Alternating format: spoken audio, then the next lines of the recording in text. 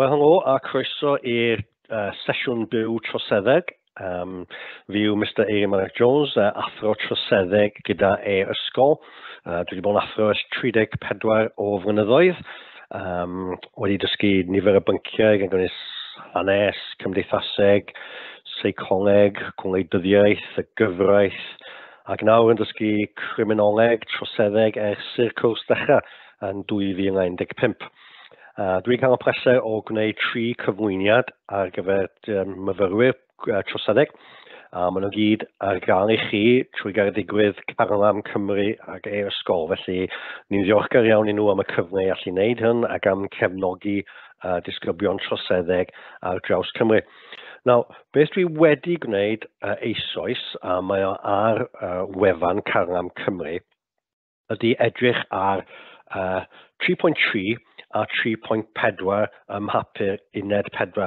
Stwff dych chi o bosib ar fin gyffwrdd i wneud ar hyn o bryd os nad ydych chi wedi wneud o eisoes.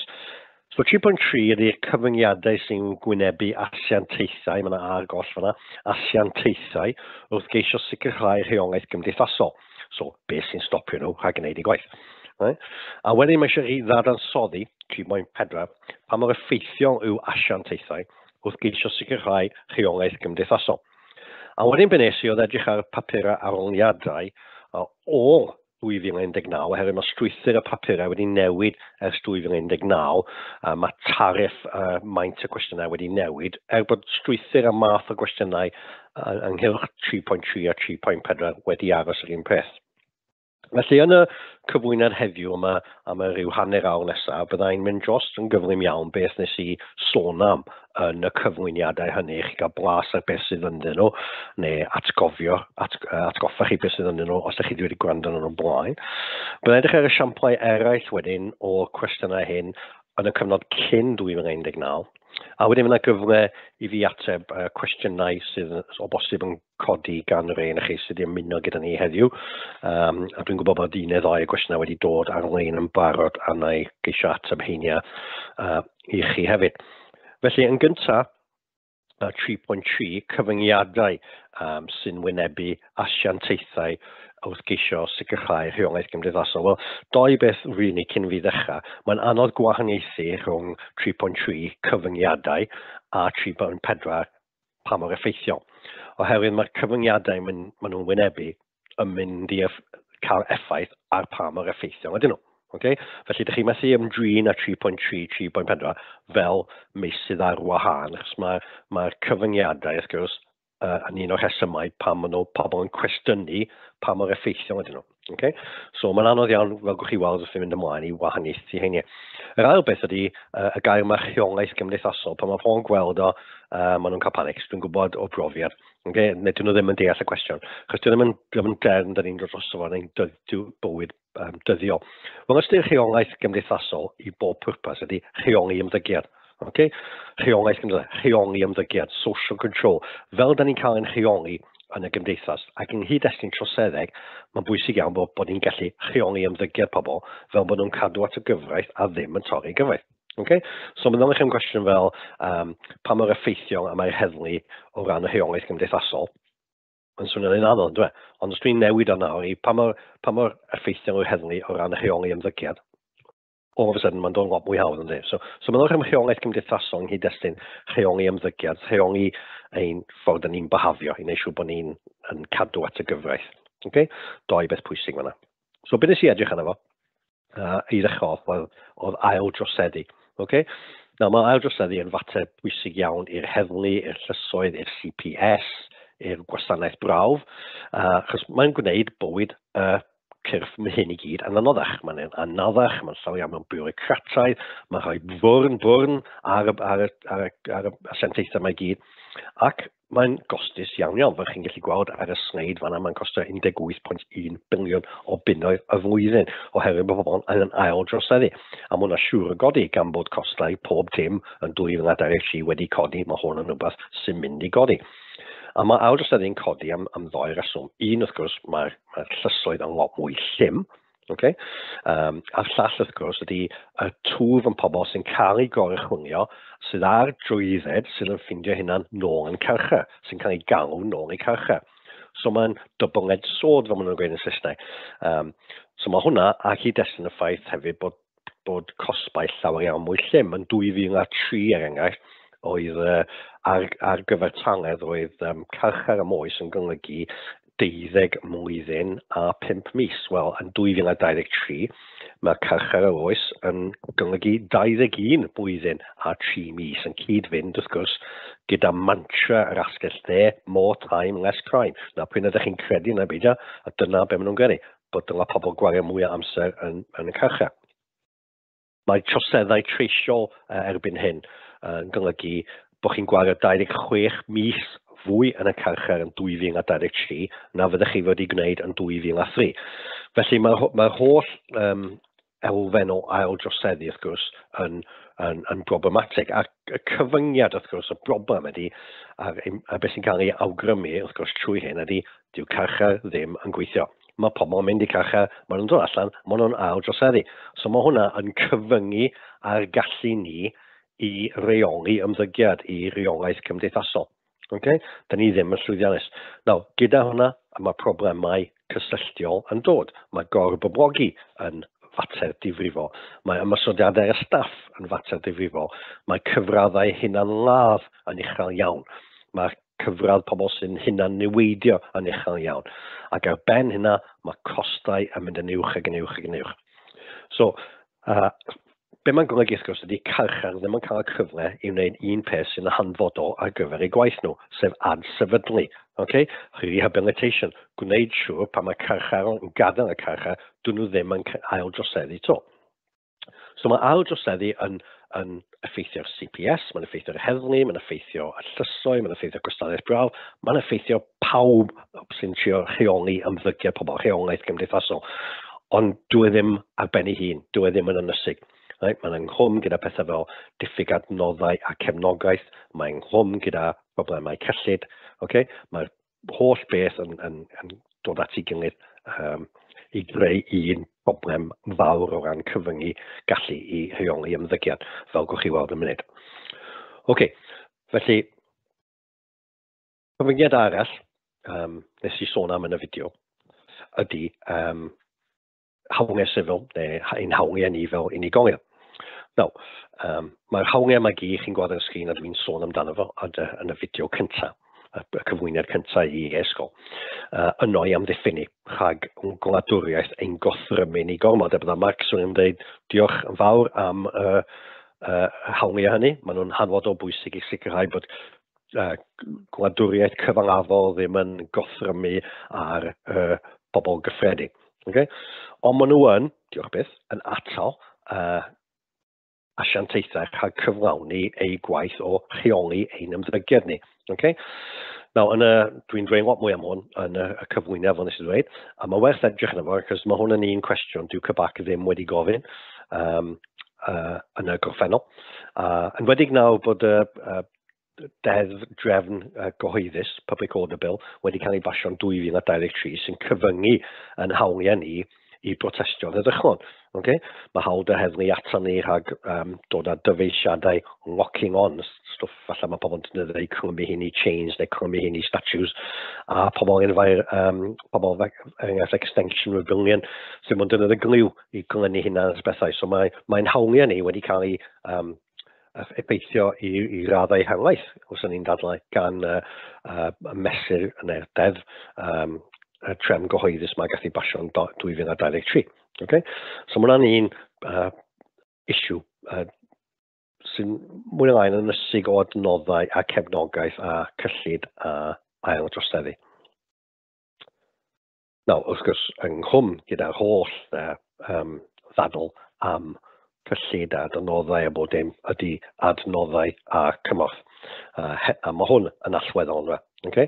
Ddim yn peth mwy allweddol, cyllid yw'r peth mwy allweddol, mae cyllid yn effeithio hwn. Okay? Sef adnoddau a cymorth. Fel chi hwnna top y sgrin, unlock mudiad sydd yn ceisio helpu unigolion wrth nhw adael carchar. Okay? A di'r ffaith ydy, does ganddyn nhw pan nhw'n gadael carchar ddim adnoddau a cymorth i'w hato nhw rhag ail droseddu. Dyw'r cymorth ddim yna i gefnogi nhw.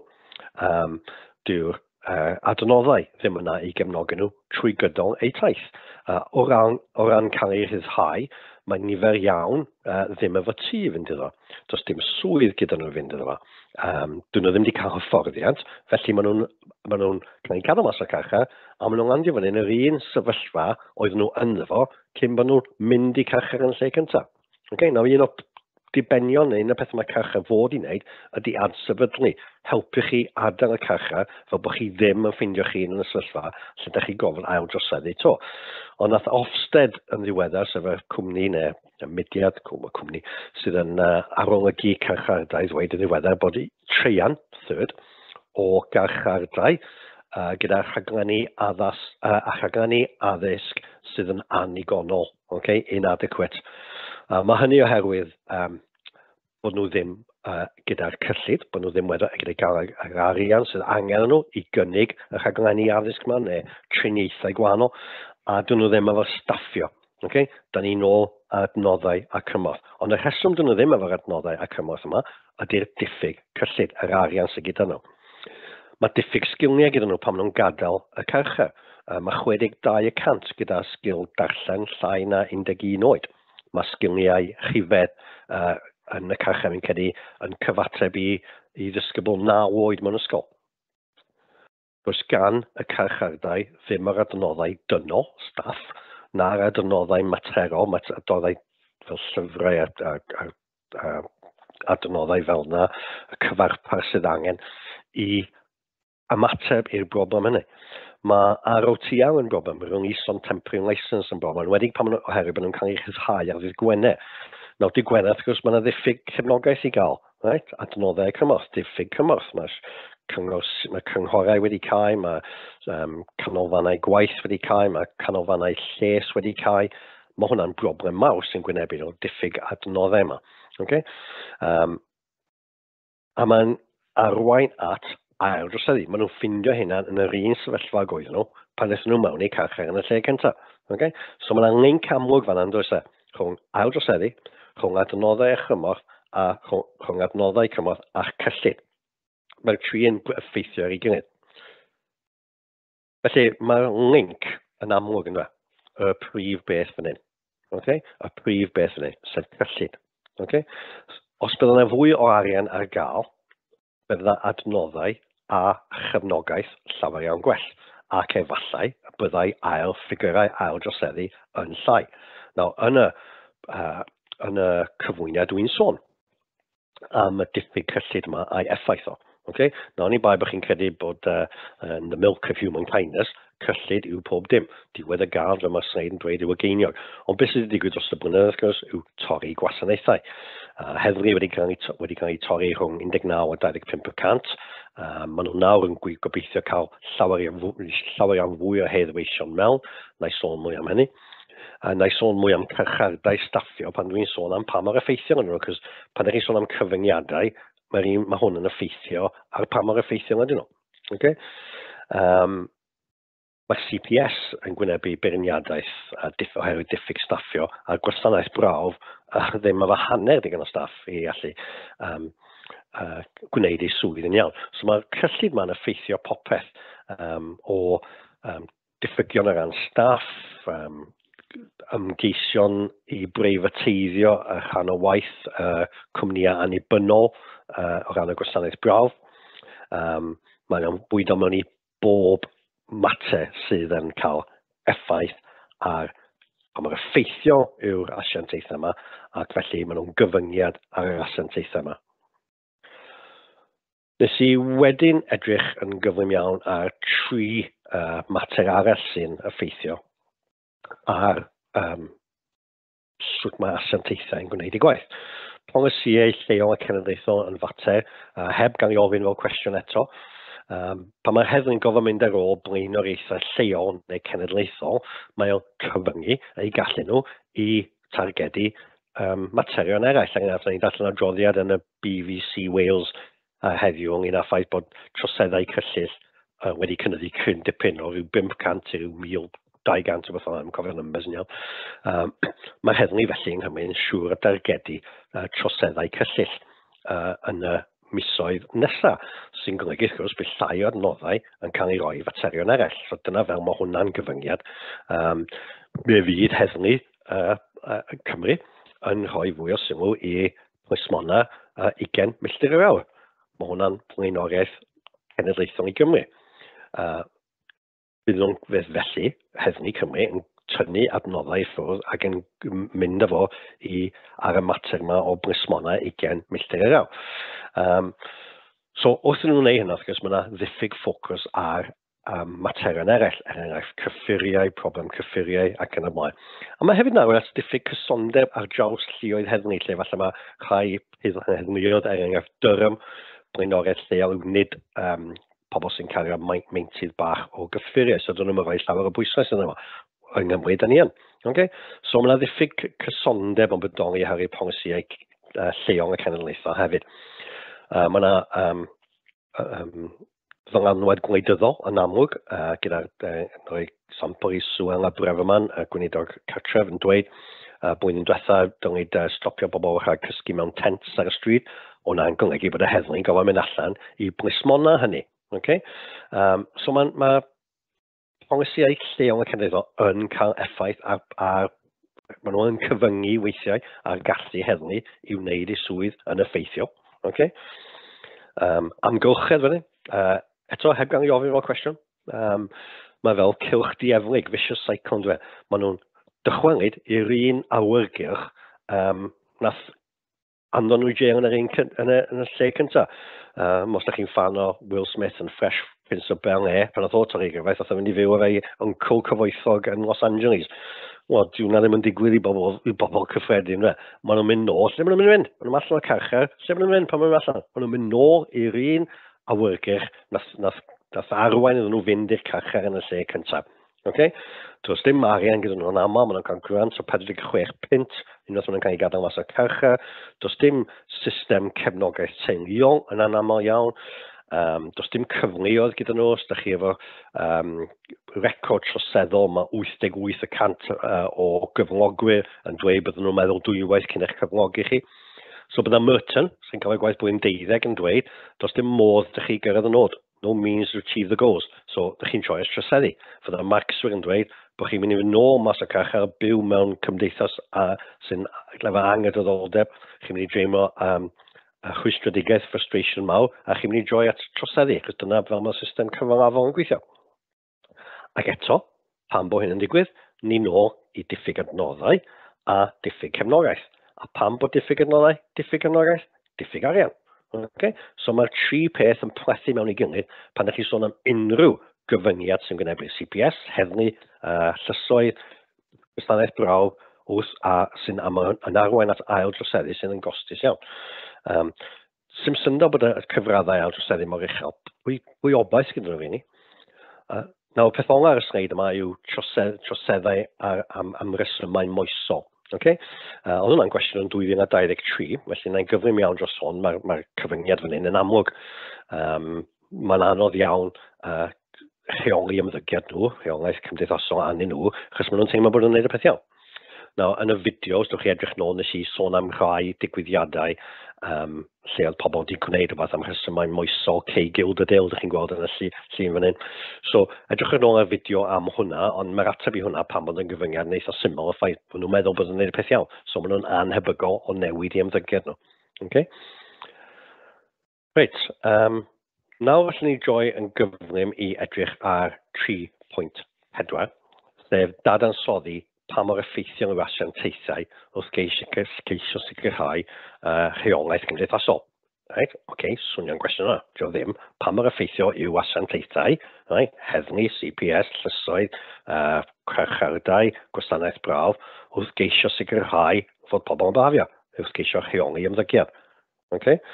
So, pa mor effeithiol ydyn nhw? A mae hwn wrth gwrs yn clymu mewn i'r cyfyngiadau sydd gyda nhw. Sim lot amser wedi gwneud nhw ddymder heddiw, so plisewch nôl edrych ar y fideos dwi wedi gwneud ar hyn, os chi'n meddwl bod yn gallu bod y help. So, y peth gyntaf wnaethon ni wneud oedd edrych ar pa mor effeithiol oedd yr heddlu, wrth gyflawni rheolaeth gymdeithasol, wrth wneud siŵr bod ni'n behafio. Right? So, yn gyffredinol, pan mae'n dod at atal troseddu, pan mae'n dod at darganfod troseddwyr, maen nhw'n effeithiol iawn, dwi? Maen nhw'n wneud am sefyllfa anodd, yn aml iawn yn beryglus. Chi'n cofio fi'n sôn ar y fideo, Medi 24 yw diwrnod cofio heddweision, pobl sydd wedi'n cael ei anafu, neu heddweision sydd wedi cael ei anafu neu lladd yn ystod ei gyrfa.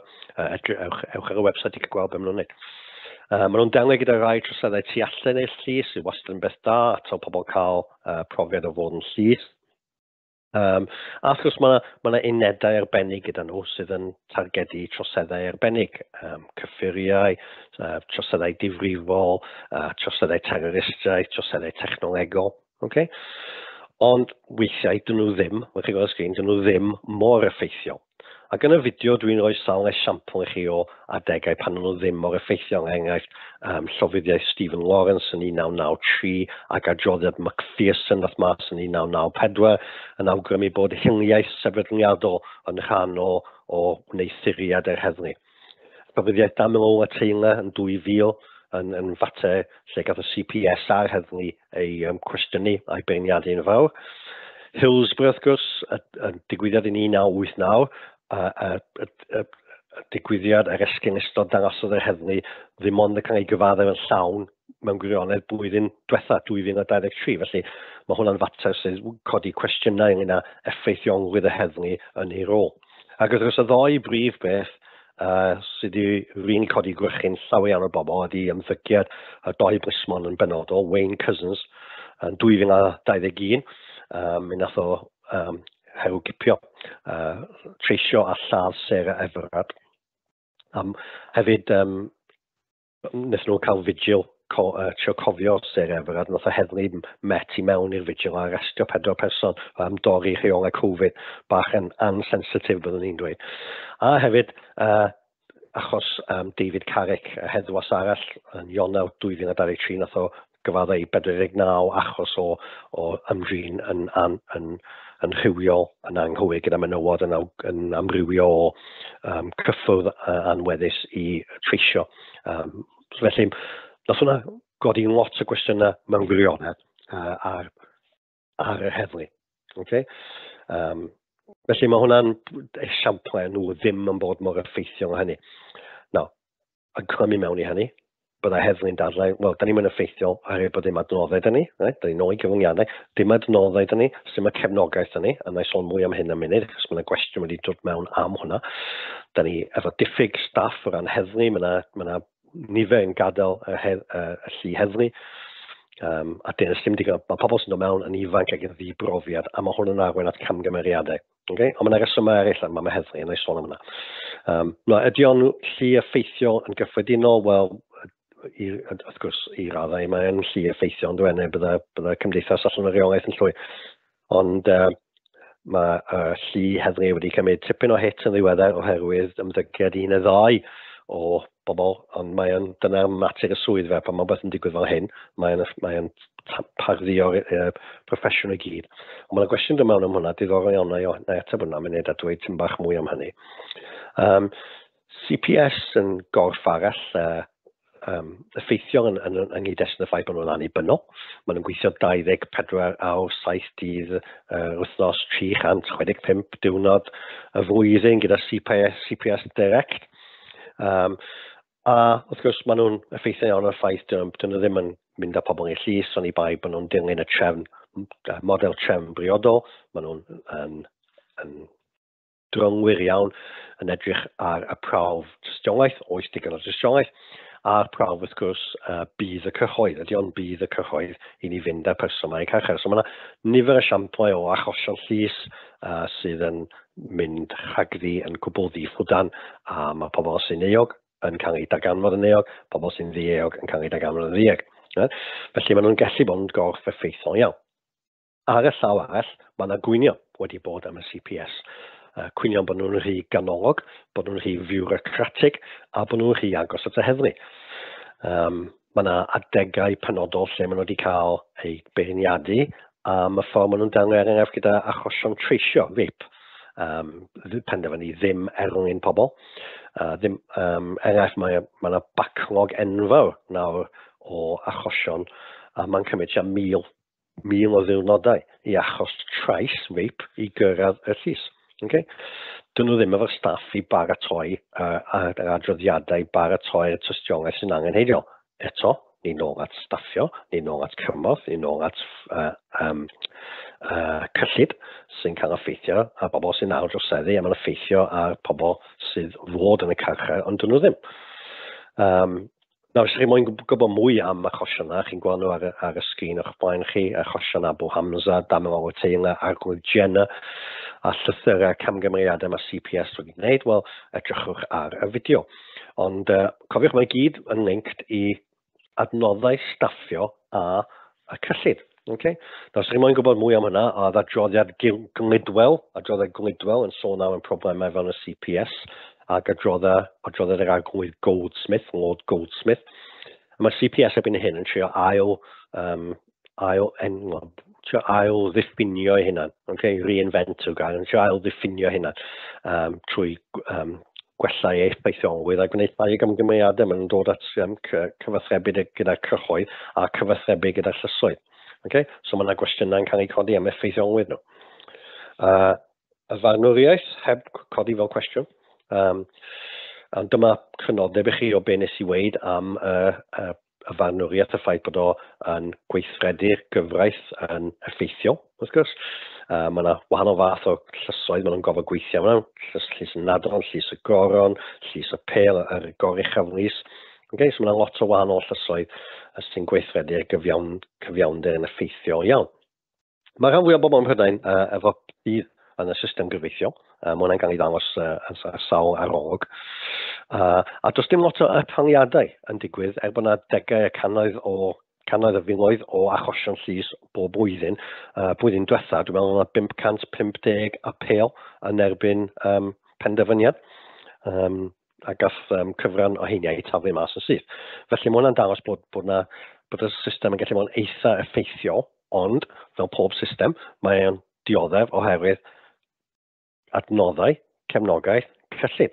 Okay? Mae yna gwyno, os mae yna cwestiwn yn codi am effeithiolwydd y llysoedd, mae'n fel arfer yn ymwneud gyda'r ffaith bod nhw'n teimlo bod y llysoedd yn chi hael. Okay? Gath 141 o dedfrydau ei ymestyn flwyddyn diwetha ar y pêl. Dyna ddim yn lot, ond dyna'r gwyn sy'n dod. Ond mae yna gwyn hefyd ynglyn â adnoddau ag amser. Mae yna, fel wedys i, mae chi gyfarus 1,000 o ddiwrnodau nawr mwyn clywed eich achos. A mae yna backlog, sef achosion sydd angen i datrys mwyn dal i fyny yn 64,709 achosion ar hyn o bryd yn aros i cael ei clywed mwyn dal lan. Mae yna gwahanol resymau, mae yna Covid yn un, wrth gwrs, dath y bargyfreithwyr a streic eich reswm arall, ond diffyg cyhoedd. Diffyg cyllid yn ffeithio ar hyn hefyd. Right? So mae'n clymu mewn i be wnaethon ni'n 3.3, cyfyngiadau a staffio, cyfyngiadau ar arian. Mae yna toriadau wedi bod enghraifft i gymorth cyfreithiol, legal aid, toriadau o 11%, fwy'n diwetha. Mae yna sôn am wynsio dal fyny i dorri y maint rheithgor o 7 i 12 oherwydd y gwaith sy'n angen i cael 12 aelod o rheithgor at ei gilydd. Adnoddau a cymorth eto. Wnaethon ni wedyn edrych ar gwasanaeth carchar, a fan hyn ych chi'n gweld crynodeb o hynny. Okay. Wrth gwrs, maen nhw'n gwneud i swydd yn effeithiol iawn. Os ydych chi'n meddwl am nodau cosbi, which ydych chi wedi gwneud fel rhan o'ch gwrs, a dial, sef talu nôl, maen nhw'n na, a taliaeth unigol, a taliaeth cyffredinol, maen nhw'n na, amddiffyn y cyhoedd yn sicr, maen nhw'n gwneud i gwaith fan'na, gwneud yn iawn, fe cyfle rwy'n gwneud yn iawn, talu i ddyled i gymdeithas mae o'na. Okay? Maen nhw'n edrych o 90,000 bron o droseddwyr, mewn 123 o garchardau gwahanol, a maen nhw'n carchar o A i D, wrth gwrs, yn dibynnu ar difrifoldeb y swydd. So maen nhw'n gwneud gwaith caled iawn, yn aml iawn, mewn sefyllfa peryglus a sefyllfa anodd iawn. Maen nhw'n effeithiol iawn yn cadw pobl yn y carchar. Right? Na un rhan o'i swydd, yma i'w wneud siŵr bod pobl yn aros yn y carchar, felly bod chi'n cofio achos blwyddyn diwetha, mis Medi diwetha fi'n gyrru, lle nath Daniel Cynlif ddianc o carchar Wandsworth. A os ydych chi'n cofio mateb y wasg, oedd nhw'n wneud hwha go fawr y ffaith bod y boi yma wedi dianc a bod angen i ffindio fo, nes nhw'n ffindio fo'n diwedd. Ond o'n i bai hynny, dim ond 3 person sydd wedi dianc o'r carchar ers 2019. Well, that's good going. Well, os ti sôn am rhan o'i swydd nhw cadw pobl yn y ddalfa, mae'n eitha effeithiol, ynddo? Right? A dim lot o bobl wedi dianc o'r carchar hyd ers 2005, dweud gwir. Okay. Ond mae yna gwestiwn yn cael ei codi ynglyn â'i effeithiol wyddw. Gyntaf, gwrs, ydy nifer o bobl sy'n nawr droseddu. Wel, nes i sôn am reit ar dechrau. Rhan o waith y carchar ydy adsefydlu. Newid pobl yn fod yn droseddwyr pan maen nhw'n gadael bod nhw ddim yn droseddu. Wel, mae ffigurau ail-droseddu mor uchel. Mae'n amlwg felly, dyn nhw ddim yn effeithio yng nghyd-destun hynny. Ond lle chi'n beio nhw am hwn i gyd, rhan o'r system yw carchar, rhan arall ag adnoddau ar cymorth pan maen nhw'n cael ei ddau, sydd ddim yna fe. Okay? So nes i ddim sôn am adsefydlu pan nes i sôn am pa mor effeithiol ydyn nhw, cos dwi'n meddwl bod nhw'n effeithio iawn yng nghyd-destun adsefydlu. Bydden nhw'n dadlau, wrth gwrs, does dim yr arian dyn nhw, does dim y cymorth dyn nhw, does dim adnoddau gyda nhw i wneud adsefydlu'n iawn. Mae yna gymaint o bobl yn y carchar naw, cyn lled y staff, dyn nhw'n methu wneud y llwyth gwaith sy'n angen. So chi'n gweld eto fe mae'r cyfyngiadau yn effeithio ar pa mor effeithiol ydyn nhw. Nawr, canlyniad hyn ydy ymosodiadau'r staff. Mae ffigur yma'n dod i fyny at Mehefin 2023. Ymosodiadau'r staff, 13% yn uwch nag oedden nhw mis Mehefin.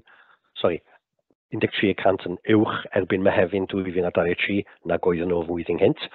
Ymosodiadau carcharorion ar ei gilydd i fyny 9%. 304 yn marw yn y carchar o Mehefin 2022 i Mehefin 2023.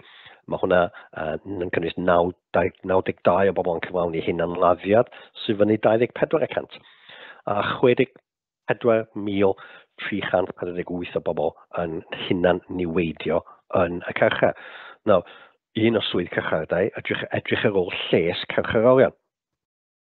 Mae ffigur yna'n frawachus. Okay? Sy'n codi cwestiwn, efallai bod nhw ddim mor effeithiol yn edrych ar ôl lles erbyn hyn. Pam? Cyllid, adnoddau, right? Cyllun, adnoddau a chefnogaeth. Okay? So mae gyd yng nghwm gyda'i gilydd. So chi'n sôn am un, heb bod chi'n sôn am y llall. Y nesaf yw'r gwasanaeth brawf. Eto, maen nhw'n effeithiol iawn yn y llwyth o waith maen nhw'n gwneud. Maen nhw'n gwneud gwaith aruthrol, yn cefnogi adferiad a adsefydlu. Maen nhw'n gofio sgwennu adroddiadau cyn bod chi'n cael eich dedfrydu, adroddiadau cyn bod chi'n cael eich ddau'r carchar.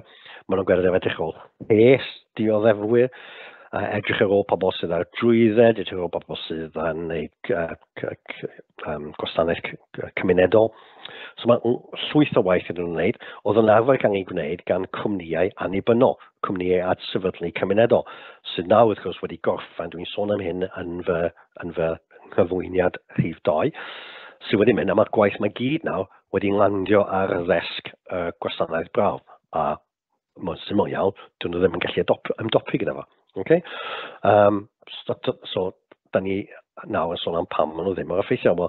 Mae o'n bwysau ar gwaith papur a cynnyddu targedau yn ôl adroddiadau. Mae yna carcharorion yn cael ei ryddhau, na ddylwn i gael ei carcharhau, na ddylwn i gael ei ryddhau, sori. A mae'n gyd yng nghwm gyda arian y cyllid. Nawr, yn ôl arolygwyr gwasanaeth brawf, right, yn Saesneg HM Inspectorate of Probation, mae yna ddiffyg staffio enbyd o fewn y gwasanaeth brawf. Okay? Mae lot o staff wedi gadael, sy'n gwneud bod lot o staff ifanc wedi dod mewn, sydd ddim efo'r profiad oedd gan y staff hynna. Right? Mae nhw'n cael ei hyfforddi ar-lein yn ystod cyfnod Covid, a dyn nhw ddim yn gallu ymdopi yn y byd go iawn wedyn pan mae'n dod am jwnio gyda pobl sydd yn troseddu. Mi'r fath raddau, mae gwasanaeth brawf wedi cyflwyno cynllun newydd, sef y strategaeth gweithlu y gwasanaeth brawf 2023-2025 i geisio dod i'r afel ar nifer o broblemau maen nhw'n gwynebu. A nid lleiaf diffyg adnoddau, diffyg staffio, maen nhw'n recruta ar lefel, neu maen nhw'n trio recruta ar lefel da ni erioed wedi gweld ymlaen ar hyn o bryd.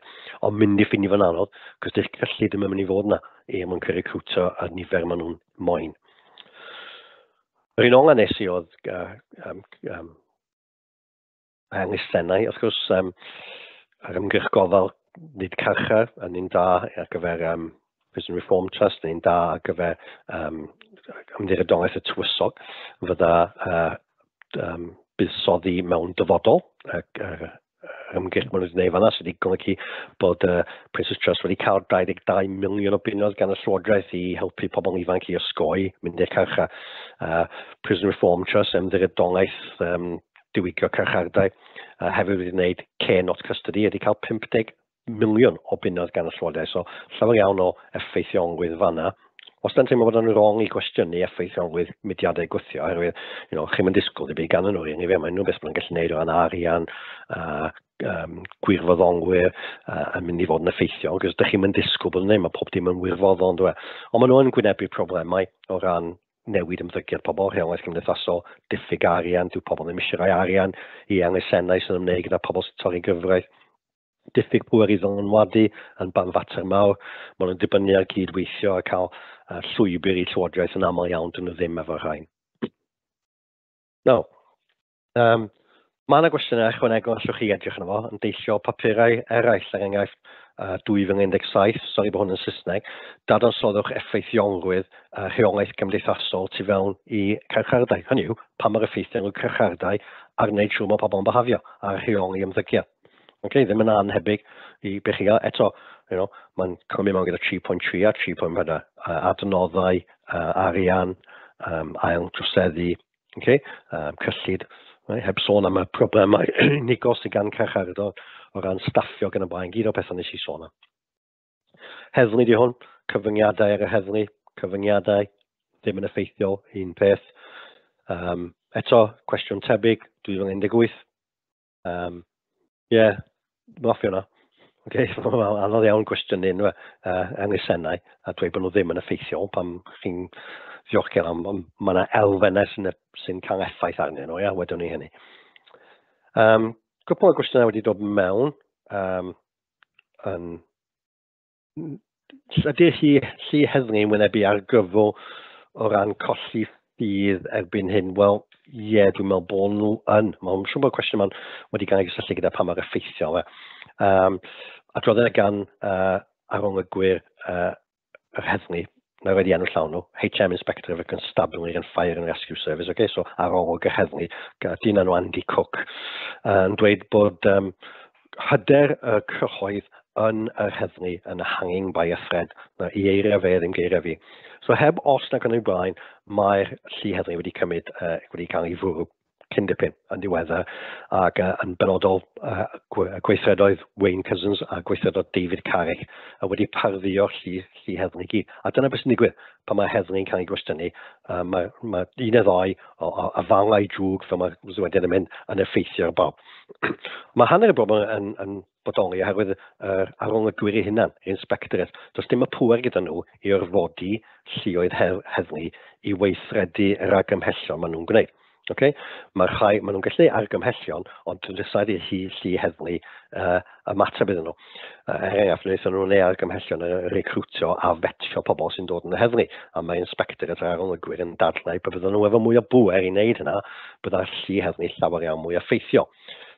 Mae toriadau mewn cyllid eto wedi cael ei uwcholeuo fel cael effaith ar y llu heddlu. Does Andy Cook galw o'n system of funding which is not fit for purpose. So basically, maen nhw'n colli staff rhwng Ionawr a Mawrth 2023, nath 9,000 o heddweision gadael y llu heddlu. A mae'r Federasiwn y Heddlu dweud bod 1 o bob 5 heddwas yn bwriadu gadael yn y 2 flynedd nesaf. Maen nhw wedi recrwtio 21,000 mwy o heddweision yn yr atebion yn y blynyddoedd diwetha. Ond mae angen 30,000 dyn nhw ychwanegol yn y tair mlynedd sydd I ddod nawr, 2003-456, mwyn llenwi'r gap sydd wedi cael ei achosi gyda pobl yn gadael. Nawr, heb y cyllid, heb yr adnoddau o ran hyfforddi'r heddweision hyn, mae'n eich I feddwl lle mae hwn yn mynd I ddod. So, dwi yn meddwl bod effeithiolwydd y heddlu wedi cael yn wynebu argyfwng. Hynny yw, mae diffyg hyder pobl yn wynebu argyfol. Bydd ni aros I weld beth mae'r Llywodraeth yn mynd I wneud am hyn.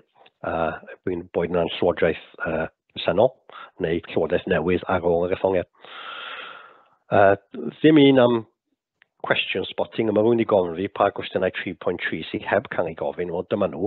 Pan mae'n dod 3.3, mae'n crynodeb cyfyngiadau CPS, cyfyngiadau farnwriaeth, cyfyngiadau gwasanaeth brawf. O gyfeich mae cyfyngiadau mae 3 corff na'n gwynebu. Mae rhaid chi sôn am adnoddau a cymorth, cyllid a ail droseddu, achos mae'n effeithio nhw gyd. Okay? Mae yna bethau eraill, fel dwi wedi sôn am, sydd yn benodol iddyn nhw, toriadau, diffyg staffio ac yn y blaen, camgymeriadau maen nhw wedi wneud, maen nhw'n achosion penodol. Okay? So, dim as if bod chi adolygu pethau gwahanol I bob un, maen nhw'n benodol gyda pethau cyffredin. Hawliau sifil wedyn mae gyda chi